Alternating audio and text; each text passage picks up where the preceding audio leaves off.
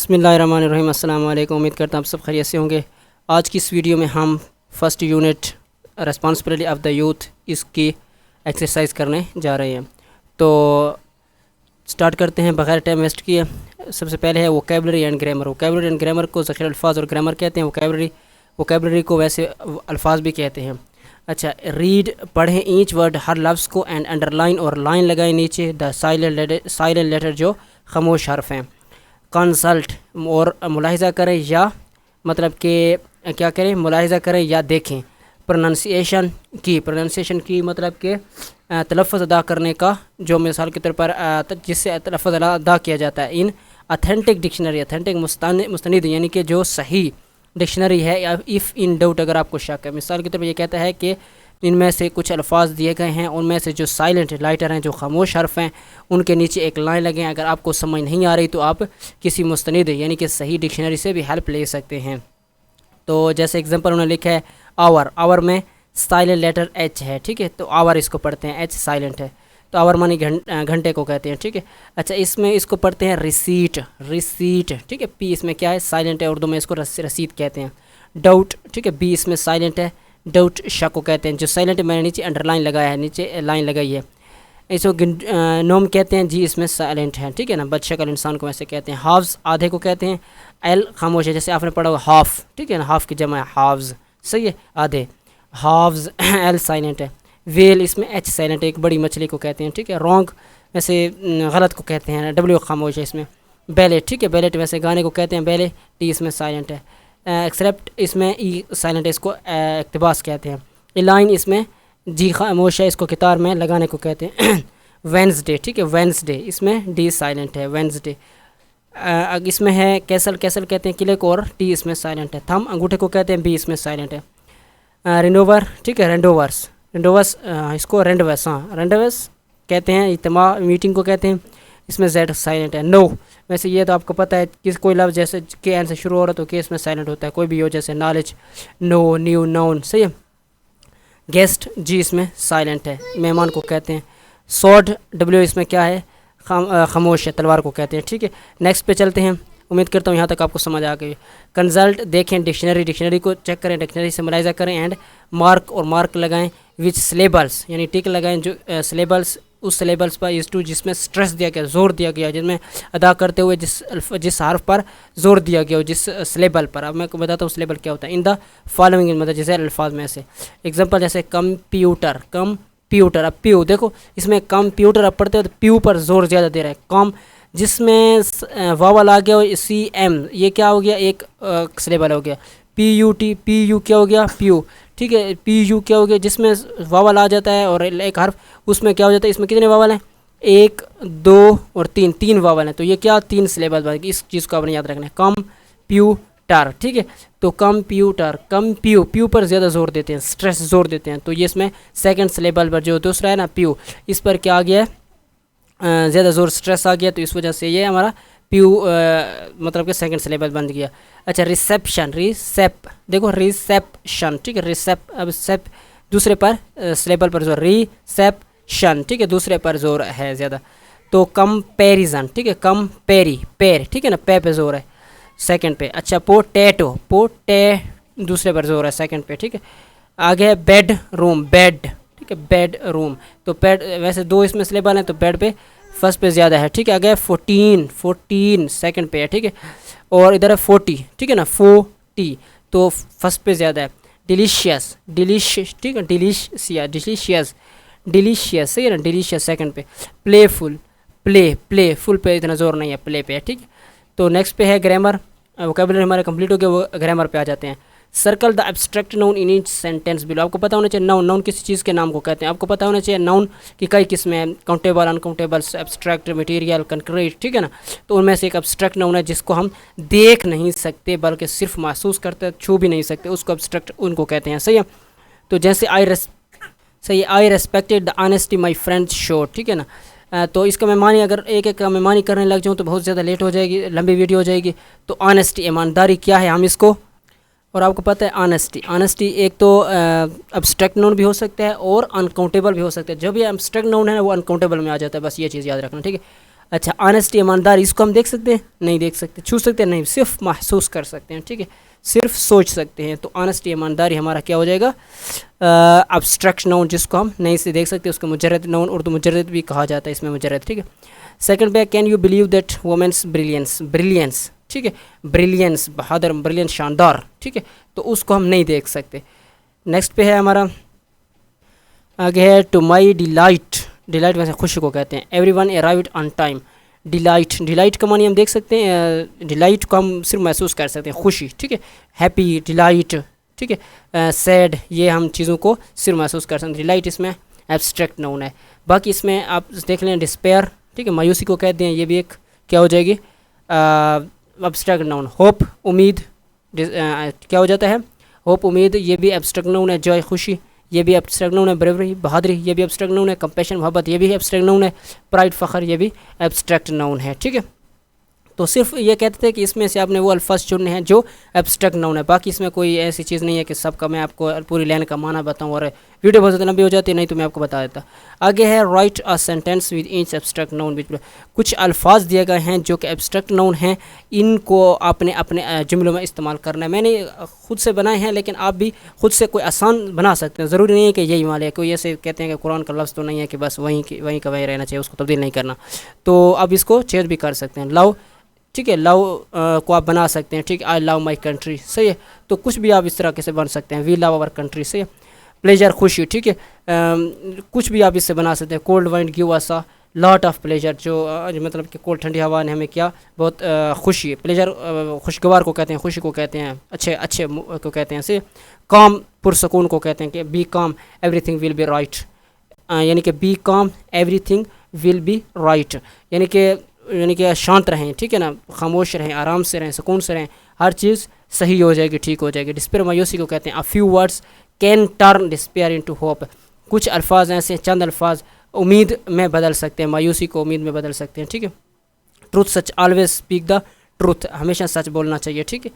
तो आगे है सी पे है टेल, बताएं, वेदर के फॉलोइंग नाउन्स के मुतजैल जो अल्फाज दिए गए हैं, नाउन्स दिए गए हैं, इसमें आर काउंटेबल और नॉट काउंटेबल हैं या अनकाउंटेबल हैं, ठीक है। टिक द करेक्ट ऑप्शन, जो सही ऑप्शन है उस पर टिक का निशान लगाएं, सही का निशान लगाएं। And use this noun in sentence, और इनको अपने जुमलों में इस्तेमाल करें। कन्फ्यूजन, कन्फ्यूजन में से कन्फ्यूजन इसका उर्दू में क्या माना बनेगा? कन्फ्यूजन, कन्फ्यूज़ होना, ठीक है, परेशान होना, किसी चीज़ की समझ ना आना। अनकाउंटेबल है, ठीक है, तो इसका अगर सेंटेंस बनाए तो ये हो जाएगा कन्फ्यूजन, ठीक है, परेशानी को कहते हैं। ये भी एक एब्स्ट्रैक्ट नाउन में आता है ना। एब्स्ट्रैक्ट नाउन जो भी होगा वो मैंने कहा है कि क्या हो सकता है, वो तो अनकाउंटेबल हो सकता है। बाकी वाटर, ठीक है, शुगर और इस तरह का सॉल्ट और इस तरह का और भी काउंटेबल भी जो मतलब मटेरियल में आ जाते हैं वो भी क्या हो सकते हैं?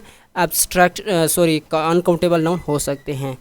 अच्छा, I am confused about this topic या दिस सेंटेंस या दिस वर्ड, या इस आप कुछ भी के लिख सकते हैं, ठीक है, मतलब इस टॉपिक में मैं थोड़ा सा क्या हूँ, परेशान हूँ, कंफ्यूज हूँ, मुझे समझ नहीं आ रही इस चीज़ की। रूफ, छत को कहते हैं, ठीक है। The cat is on the roof, roof पर छत, जो बिल्ली है छत के ऊपर है। आगे ट्रैफिक, ट्रैफिक ये भी अनकाउंटेबल में आ जाता है। There was heavy traffic on the road, सड़क पर कई बहुत ज़्यादा ट्रैफिक थी, ठीक है, जाम, ट्रैफिक गाड़ियों को भी ज़्यादा कहते हैं, ठीक है। पेन क्या हो सकता है? पेन दर्द को कहते हैं, सही है, दर्द, ये तो पता नहीं कि इतना दर्द है, कम है, थोड़ा ज़्यादा है, अच्छा इतना मतलब आधा किलो है, तो हम नहीं कह सकते ना, ये तो अभी अनकाउंटेबल में आ जाता है। ही वॉज कॉन्स्टेंट पेन, उससे मतलब लगातार दर्द महसूस हो रहा था, सही। अच्छा, बिहेवियर कहते हैं रवैये को, ये भी अनकाउंटेबल आ जाता है। स्टूडेंट्स विल बी रिवार्डेड, ठीक है, फॉर गुड बिहेवियर, अच्छे मतलब के अच्छे रवैये की वजह से उन्हें बहुत ज़्यादा क्या इनाम दिया जाएगा, ठीक है। आगे है नाइफ, नाइफ चाकू, ये तो गिन सकते हैं, नाइफ चाकू, सॉरी ये अनकाउंटेबल नहीं है, ये काउंटेबल है, ठीक है। नाइफ क्या है? चाकू, ये अनकाउंटेबल है, किसे गिना जा सकता है, शुमार किया जा सकता है। अच्छा, आगे है इसका क्या बनेगा? Ali cat, Ali cut the sugar cane with knife, Ali ने गन्ने को किससे काटा? नाइफ से, चाकू से। आगे है कटलरी, ठीक है, अनकाउंटेबल है। कटलरी क्या कहते हैं? कटलरी कहते हैं मिसाल के तौर पर कि जो प्लेट के ऊपर चम्मच का ऐसे मतलब कि सजाते हैं, ठीक है, उसको कहते हैं अनकाउंटेबल है, ठीक है। अली अच्छा, he arranged plates and cutlery on the, क्या हो जाएगा? ऑन द टेबल, सही है, टेबल के ऊपर उन्होंने कटलर को सजाया गया, अच्छा, या अरेंज तरतीब दिया गया प्लेटों को। अच्छा, आगे है द माउथ, माउथ क्या है? मुंह, ये काउंटेबल हो सकता है, काउंटेबल है, मुंह तो गिन सकते हैं। We have allowed the students more freedom, यानी कि एवरीवन लाइक्स फ्रीडम, ठीक है ना, एवरीवन लाइक्स फ्रीडम, यानी कि हर जो है ना आज़ादी को पसंद करता है, ज़री बात है। वी हैव अलाउड, हमने इजाज़त दी है स्टूडेंट्स को मोर फ्रीडम, ज़्यादा आज़ादी की। वैसे भी हर टीचर को चाहिए कि स्टूडेंट्स को इतनी आज़ादी दें कि अगर वो किसी टॉपिक पर, किसी सेंटेंस पर कंफ्यूज हो तो वो उससे क्वेश्चन आंसर कर सकें, ठीक है। आगे 10 पे है पीस, अमन को कहते हैं। ये भी अनकाउंटेबल है, जो भी मैंने कहा है एब्स्ट्रैक्ट नाउन होगा, ठीक है, मतलब कि उसको क्या कहेंगे, वो अनकाउंटेबल होगा। एब्स्ट्रैक्ट पीस क्या है, अनकाउंटेबल है। आई रियली लव पीस, इसका तो खुद भी बना सकते हैं, दे वांट पीस, वो अमन चाहता है। अच्छा, ईच दीज सेंटेंस, हर जुमले को मुश्तमिल है, कंटेन मुश्तमिल है कलेक्टिव नाउन मजमूए, इसमें मजमूआ कहा जाता है जिसमें कुछ नाउन इकट्ठे मिलकर एक वर्ड, यानी कि कुछ ऐसे मतलब कोई 5-6 चीज़ें, 10 20 इतनी कुछ चीज़ें मिली होती हैं, या हज़ारों भी एक चीज़ मिल जाती हैं और उनको एक ख़ास मखसूस नाम दिया जाता है, उसे कहते हैं कलेक्टिव नाउन, इकट्ठा मजमूई इसम, ठीक है। आइडेंटिफाई, उसको शनाख्त करें, and the use this collective noun in your own sentence, अपने अल्फाज में, अपने जुमलों में इस्तेमाल करें। जैसे की, मार्बल्स एंड, अच्छा इसमें से कौन सा है, बस खाली मैं आपको वो बताता हूँ। पाइल, ठीक है ना, पाइल एक ढेर को कहा जाता है, ज़ाहिर बात है ढेर में बहुत सी चीज़ें होती हैं, तो इसका क्या बनेगा, we piled the wood in the backyard, सही है। आगे इसमें से बाकी the boy decide join the navy, navy इसमें आ जाता है, ठीक है। नेवी आपको पता है फ़ौज के किस्म में जो बहरी जहाज़ को कहा जाता है, जो इसमें होती है समंदर का पानी वाली फ़ौज, ठीक है। तो अली जॉइन द पाक नेवी, अली ने ज्वाइन की पाक नेवी, सही है। आफ्टर द, अच्छा इसको पढ़ने के बाद इसमें से आपने ढूंढना है ऐसा लफ्ज़ जो कलेक्टिव नाउन, इसमें ऑडियंस है, सामीन है। The speech deeply affected the audience, जो उन्होंने तकरीर किया, मतलब वो मतलब कि बहुत गहराई से ऑडियंस को मतलब कि अफेक्ट किया, मुतासर किया, सही है। अच्छा नेक्स्ट पे चलते हैं। अच्छा इसमें टीम, ठीक है ना, खिलाड़ियों की टीम। अच्छा, our football team won the match, हमारी फुटबॉल टीम ने मैच जीत लिया। आगे most of the students on the council, ठीक है, मशावरात, या कौंसल नहीं होती, मतलब कि मीटिंग जो कौंसल होती है। अच्छा, he is a member of the THE the village council, इसका है, इसमें से कौन सा इसमें ढूंढना है आपने। अच्छा, क्रू हजूम को कहते हैं। The plane crash the crew died, जो उसमें मतलब कि हजूम नहीं, क्रू को जो उसमें से अमला था, ठीक है, वो अमला था, वो भी फोत हो गया। क्रैश, प्लेन जो क्रैश हुआ यानी कि गिरा, सही है। अच्छा, the talent show feature several individual along the 3 bands, ठीक है, bands. The musician perform in the party along with 3 bands, सही है ना, इसका ये बन जाएगा। अच्छा, 8 पे है our extended family included great grandparent and second cousin, सही है। अच्छा, इसमें से कौन सा है जो फैमिली, ठीक है ना, फैमिली ख़ानदान, ये क्या है, हमारा कलेक्टिव नाउन है। I belong to the noble family, सही है, या मतलब कि बलोच फैमिली या किसी और से भी आप फैमिली से बिलोंग करते हैं, वो भी आपने लिख देना इधर। अच्छा, ऑल द स्टूडेंट्स असेंबली, अच्छा असेंबली क्या है, ये भी एक मतलब असेंबली में बहुत सी चीज़ें होती हैं ना, बहुत से इंसान होते हैं, सही है, तो असेंबली इकट्ठ मजमूए को कहा जाता है, तो इसको ये भी एक कलेक्टिव नाउन हो जाएगा। जैसे he recited to the Holy Quran in the assembly. बाकी 10 पे है द सेनेट, ठीक है ना, सेनेट आप जानते हो वैसे अदालत, आजकल तो वैसे सेनेट का बहुत ज़्यादा नाम चर्चा है। The senate pass the bill yesterday, senate ने क्या किया, अदालत या मतलब कि इसने कानून साज ने क्या किया, बिल को पास कर लिया, ठीक है, येस्टरडे कल। अच्छा, the teacher and administration held the meeting in the faculty जो अमला होता है, फैकल्टी मतलब उसका जो सहूलतकार होता है, फैकल्टी, ठीक है ना, इसका क्या बन जाएगा, the faculty of English teacher, ठीक है ना, अमला भी कह सकते हैं। The faculty of English literature is very cooperative, इसका 12 का क्या बन जाएगा, the sheep clustered in the fight flock किसको कहते हैं, मतलब कि एक झुंड को कहा जाता है। अ फ्लाक ऑफ रेवड़, सॉरी इसको रेवड़ कहते हैं, फ्लाक ऑफ बर्ड्स या झुंड भी कह सकते हैं, हाँ। A flock of birds is always beautiful sight. Last पे हमारे पास क्या आ गई है, complete the following sentence using appropriate collective noun from the list below, use noun may be used more than once, हो सकता है कि इनमें से कि कोई मतलब बहुत ज़्यादा। जिसका क्या बनता है कि मुकम्मल करें जुमले को, मुनासिब जो सही कलेक्टिव नाउन हैं इस लिस्ट में, उसको मतलब खाली जगह में मुनासिब अल्फाज से पूरा करना है। और हो सकता है कि इनमें से जो 6-8 दिए गए हैं ये 2 बार भी एक खाली जगह में आ जाएं, ये भी हो सकता है। सॉर्म्स आपको पता होना चाहिए, सिर्फ़ और सिर्फ सॉर्म लगता है इंसेक्ट हशरात के लिए, ठीक है, बाकी ये सॉर्म किसी के लिए भी नहीं लगता, इस चीज़ को आपने याद रखना। अब मानी इसका याद रखो ना रखो उससे कोई मतलब नहीं, इसका इस्तेमाल आपको आना चाहिए, ठीक है। ये सिर्फ और सिर्फ इंसेक्ट के लिए लगता है। A swarm of locusts attacked a herd of cattle, ठीक है। कैटल, कैटल मवेशियों कहते हैं। हर्ड, क्या हर्ड किसके लिए इस्तेमाल होता है? हर्ड का इस्तेमाल होता है सिर्फ और सिर्फ ऐसे जानवरों के लिए जो हर्बीवोर हो, सिर्फ क्या कहते हैं, सब्ज़ी खोर हो। सो सिर्फ सब्ज़ी खोर हो, कार्निवोर ना हर्बीवोर हो, ठीक है, जो सब्ज़ी खाते हैं उस जानवरों के लिए इस्तेमाल हर्ड लगा सकते हैं आप, ठीक है।